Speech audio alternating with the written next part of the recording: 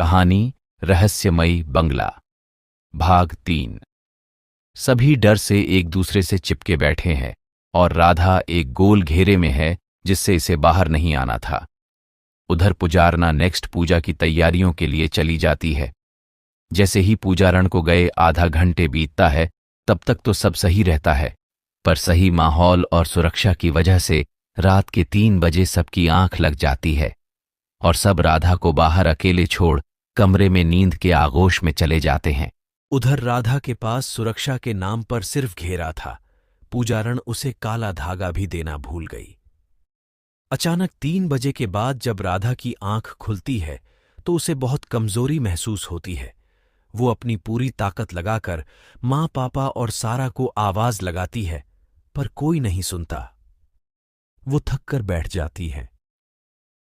इधर आत्मा को एहसास होता है कि राधा उठ गई है, तो वो राधा को घेरे से बाहर लाने के लिए सारा की आवाज बनाकर चिल्लाती है, राधा दीदी।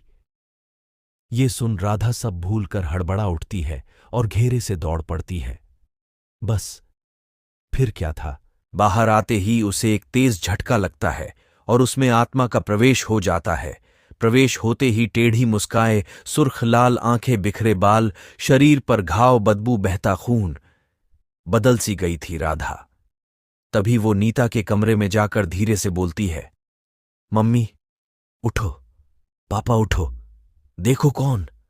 कहकर तिरछी नजरों से बिखरे बालों में देखती बड़ी भयानक लग रही थी राधा। तभी नीता चौंक के उठती है, सोचती है ये राधा इधर कहां से आ गई। राधा का चेहरा बैक होता है तो नीता कहती है, राधा तुझे उस घेरे से बाहर नहीं आना था। इतना सुनते ही राधा भयानक हंसी हंसते हुए सीधी हो जाती है और कहती है, अब तो आ चुकी, क्या करोगी मम्मी। ही है ही कहकर हंसने लगती है। तभी राघव और सारा भी जाग जाते हैं और ये सब देखकर काफी डर जाते हैं। फिर नीता हाथ जोड़कर बोलती है, छोड़ दो मेरी बच्ची को, तुम कुछ तो बताओ, मैं तुम्हारी मदद जरूर करूंगी। ये सुनते ही एकदम आग बाबुल हो जाती है वो रूह। चिल्लाकर कहती है, वैसी ही मदद ना जो थोड़ी देर पहले तुमने पूजा रां को बुला के करवाई थी। कहकर गुर्राने लगती है। तभी राघव और सारा दिमाग लगाते हैं, इस काले धागे से सुरक्षा तो है ही, 32 घंटे को ये आत्मा हमें छू नहीं पाएगी, लेकिन हम तो इसका हाथ पकड़कर इसे घेरे में कर सकते हैं।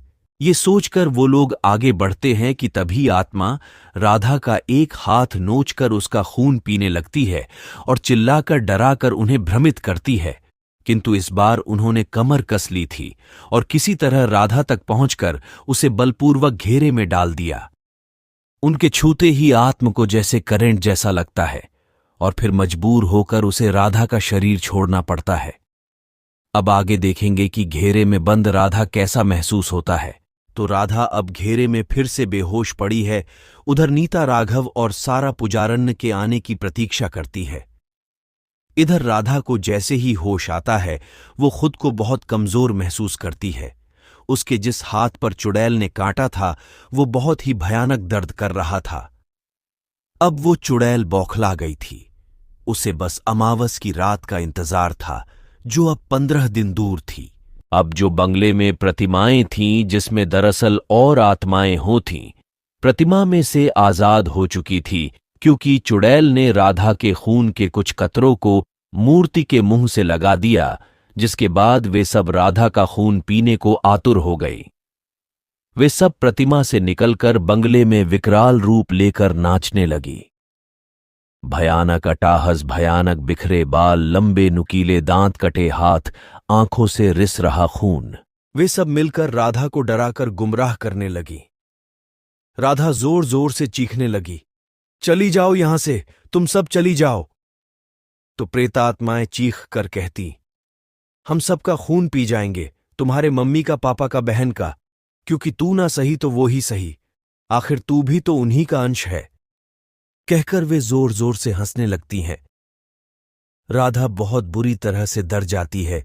इधर सारा, नीता और राघव भी राधा के इस व्यवहार से हतप्रभ थे कि अचानक ये किससे बातें करने लगी। तभी एकाएक घर में जोर की आंधी सी चलती है। सारा सामान इधर उधर होने लगता है। राधा बड़ी मुश्किल से अपने को घेरे को बाउंड्री में कैद रखती है और वो प्रेत आत्माएं मिलकर दूर से ही नीता, राघव और सारा पर अटैक करती है तो वे तीनों घायल हो जाते हैं और उनके रक्त की कुछ बूंदें जमीन पर गिरना चालू हो जाती है। जाओ और कमंडल से जल निकालकर जोर जोर से छींटे मारने लगती है, जिससे एक माहौल में शांत आ जाती है। उसके बाद सबसे पहले वो फर्श पर गिरा खून साफ कराती है और कहती है, तुम में से किसी के भी खून का एक कतरा भी अगर ये प्रेत आत्माएं छक भर लेती तो इनकी शक्ति दोगुनी हो जाती। फिर उनकी मरहम पट्टी करती है। फिर वो कहती है, सबसे पहले मुझे उसे आवाहन कर उन्हें बुलाने दो, पता करने दो ये प्रेत आत्माएं किसकी है, क्या चाहती है, क्योंकि अब तक इनका टारगेट सिर्फ राधा ही है। अब तक उन्होंने किसी को भी नुकसान नहीं पहुंचाया है। फिर पूजा रण एक गोल घेरा बनाती है सफेद आटा, हल्दी, लाल मिर्ची, खड़ी हींग की मदद से। बीच में 5 नींबू रखती है जिनमें 5 जो लांग लगी है। फिर अपनी सहयोगियों के साथ जोर जोर से मंत्र पढ़ने लगती है। रर से मंत्र पढ़ने लगती है, अनह्रीं क्लीं चामुंडाय विच्छे। जोर जोर की ध्वनि से जब से मंत्र उच्चारित होता है कि तभी किसी के जोर जोर से रोने की आवाजें आने लगती है। वो चिल्लाती है, चुप हो जाओ, अब मुझसे सहन नहीं होता। फिर भी पूजा रण रुकती नहीं है, बल्कि और जोर जोर से मंत्र पढ़ना चालू कर देती है। देखते ही देखते 5 नींबू काले पड़ने लग जाते हैं और एक एक बीच में से फट पड़ते हैं। ये देखते ही पूजरण की आंखें चमक उठीं। वो सहयोगियों से बोली, उनका प्रवेश हो चुका है, तुम भटकना मत, अपने मंत्र अनवरत गति से पढ़ती रहना। इधर पूजा रण घूर के नींबू वाली जगह को घूर कर हाथ में जल लेकर फूंक कर घेरे में डाल देती है तो वहां 5 विचित्र और डरावने दिखने वाले साए उभर आते हैं।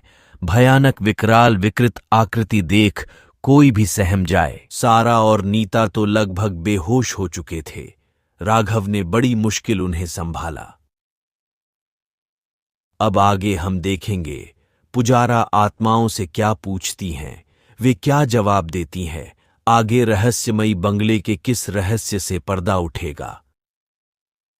तब तक के लिए मेरे साथ बने रहे।